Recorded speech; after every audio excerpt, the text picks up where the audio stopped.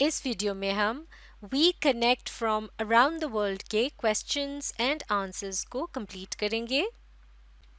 तो चलिए स्टार्ट करते हैं। Question number 1, what have you learned from James Adamson's email about Aussie people? Aussie people यानी Australia के लोग। तो आपने जेम्स एडमसन्स की जो ईमेल थी उसमें से ऑसी पीपल के बारे में क्या सीखा? तो जेम्स एडमसन ने अपनी ईमेल में ऑसी पीपल के बारे में बताया था कि वो बहुत फ्रेंडली होते हैं, हर एक को स्माइल या वेव के साथ वो ग्रीट करते हैं और वो दूसरे कल्चर्स की रिस्पेक्ट करते हैं। वो कभी भी दूसरों से हाथ नहीं मिलाते जब तक कि दूसरा खुद उनसे हाथ ना मिलाए। तो इन पॉइंट्स की मदद से हम इस तरह से अपना आंसर लिख सकते हैं। Answer 1, we have learned from James Adamson's email that The Aussie people are very friendly। यानी हमने जेम्स एडमसन्स की ईमेल से ये बात सीखी है कि ऑसी पीपल जो होते हैं वो बहुत फ्रेंडली होते हैं। They greet everyone with a smile और अ वेव। वो हर एक से मुस्कुराकर या हाथ हिलाकर मिलते हैं।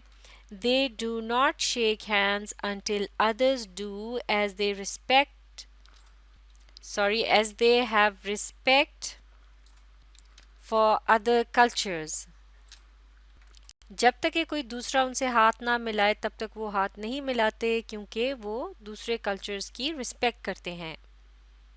Question 2, what is the prized tradition of China and how do you relate it with your culture? Prized tradition कोई ऐसा रवाज या रवायत जो बहुत अच्छी मानी जाती हो। तो यहाँ ये पूछा गया है कि चाइना के प्राइज्ड ट्रेडिशन क्या है और आप किस तरह से उसे अपने कल्चर के मुताबिक पाते हैं। क्या आपके कल्चर में भी ऐसी कोई बात है? तो इस लेसन में हमने ये पढ़ा था कि रिस्पेक्टिंग एल्डर्स जो है ये उनकी प्राइज ट्रेडिशन है चाइना में। जैसे कि हमारे यहाँ भी बड़ों का अदब करने को बहुत ज़्यादा इम्पोर्टेंस दी जाती है, इसलिए हम कह सकते हैं कि इस मामले में हमारा कल्चर उनके कल्चर के साथ मिलता जुलता है। तो आंसर इस तरह से होगा। Answer 2, the prize tradition of China is that the Chinese people respect their elders.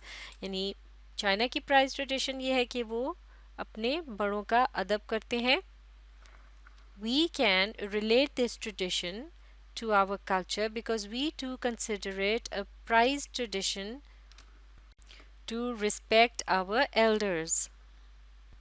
तो इस रवायत को हम अपने कल्चर से इस तरह से मिला सकते हैं कि हम भी बड़ों के अदब को एक प्राइज ट्रेडिशन समझते हैं। Question 3, why Amsterdam is called Venice of the north and what is the point of comparison between the two? Amsterdam को नॉर्थ का वेनिस क्यों कहा जाता है और इन दोनों जगहों के दरमियान क्या बात मिलती जुलती है?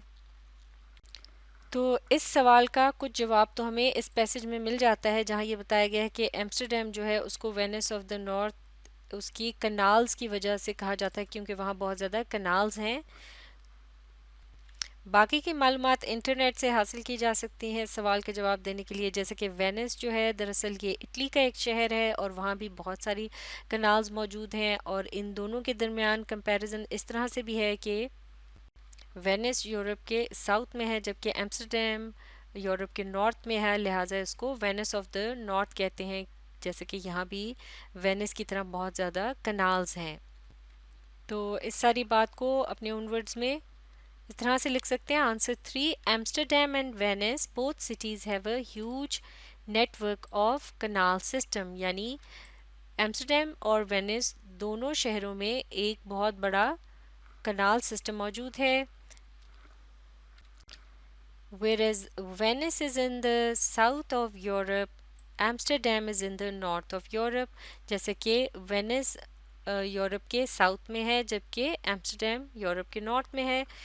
Therefore, Amsterdam is called the Venice of the North। लिहाजा एम्स्टरडैम को Venice of the North कहा जाता है।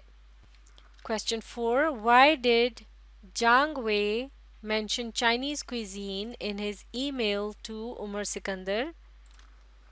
यानी जांग वे ने अपनी ईमेल में उमर सिकंदर से चाइनीज़ क्विजीन के बारे में क्यों बात की?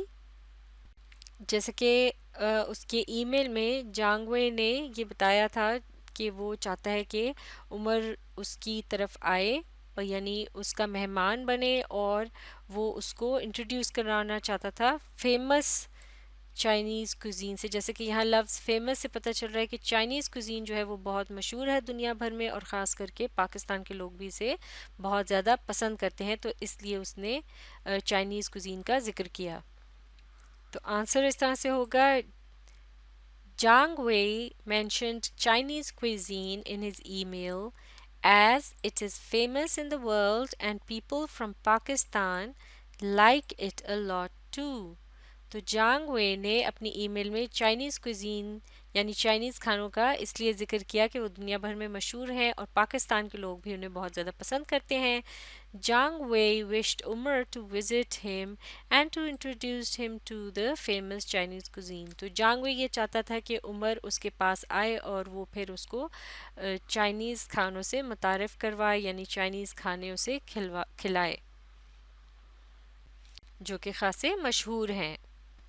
Question 5. Why is Beijing called a city of extremes? यानी बेजिंग को इंतहाओं का शहर क्यों कहा जाता है?